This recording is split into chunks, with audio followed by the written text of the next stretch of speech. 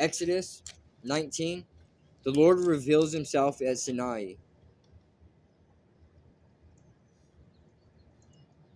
Sinai, however you want to pronounce it.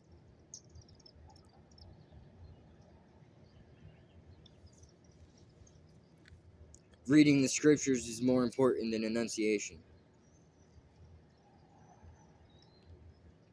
The Lord reveals himself at Sinai. Exactly two months after the Israelites left Egypt, they arrived in the wilderness of Sinai. After breaking camp at Rephidim, they came to the wilderness of Sinai and set up camp there at the base of Mount Sinai. Then Moses climbed the mountain to appear before God. The Lord called to him from the mountain and said, "Give these instructions to the family of Jacob. Announce it to the descendants of Israel. You have seen what I did to the Egyptians.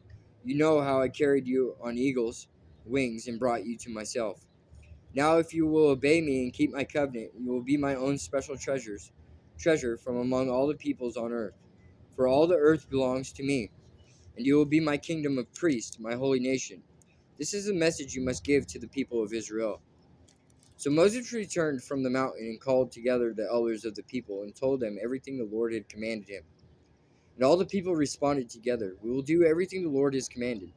So Moses brought the people's answer back to the Lord. Then the Lord said to Moses, "I will come to you in a thick cloud, Moses, so the people themselves can hear me when I speak with you. Then they will always trust you." Moses told the Lord what the people had said. Then the Lord told Moses, "Go down and prepare the people for my arrival. Consecrate them today and tomorrow, and have them wash their clothing. Be sure they are ready on the third day, for on that day the Lord will come down on Mount Sinai as all the people watch. Mark off a boundary all around the mountain. Warn the people, be careful. Do not go up on the mountain or even touch its boundaries. Anyone who touches the mountain will certainly be put to death. No hand may touch the person or animal that crosses the boundary. Instead, stone them or shoot them with arrows. They must be put to death. However, when the ram's horn sounds a long blast, then the people may go up on the mountain." So Moses went down to the people. He consecrated them for worship, and they washed their clothes.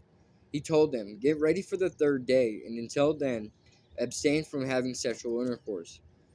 On the morning of the third day, thunder roared and lightning flashed, and a dense cloud came down on the mountain. There was a long, loud blast from a ram's horn, and all the people trembled. Moses led them out from the camp to meet with God, and they stood at the foot of the mountain. All of Mount Sinai was covered with with smoke, because the Lord had descended on it in the form of fire. The smoke billowed into the sky like smoke from a brick kiln, and the whole mountain shook violently. As the blast of the ram's horn grew louder and louder, Moses spoke, and God thundered his reply. The Lord came down on the top of Mount Sinai and called Moses to the top of the mountain. So Moses climbed the mountain. Then the Lord told Moses, "Go back down and warn the people not to break through the boundaries to see the Lord, or they will die. Even the priests who regularly come near to the Lord must purify themselves, so that the Lord does not break out and destroy them." "But Lord," Moses protested, "the people cannot come up to Mount Sinai. You already warned us. You told me, 'Mark off a boundary all around the mountain to set it apart as holy.'" But the Lord said, "Go down and bring Aaron back up with you. In the meantime, do not let the priest or the people break through to approach the Lord, or he will break out and destroy them." So Moses went down to the people and told them what the Lord had said.